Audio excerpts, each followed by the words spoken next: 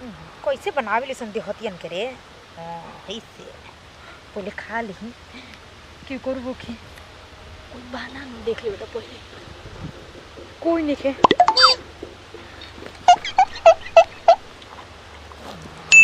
कितना मस्त लगता है।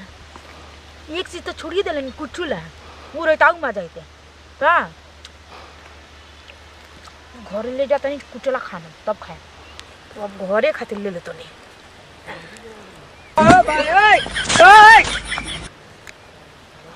बहुत बातें काम बर हो जी हमने तो सब कोई खा लो जी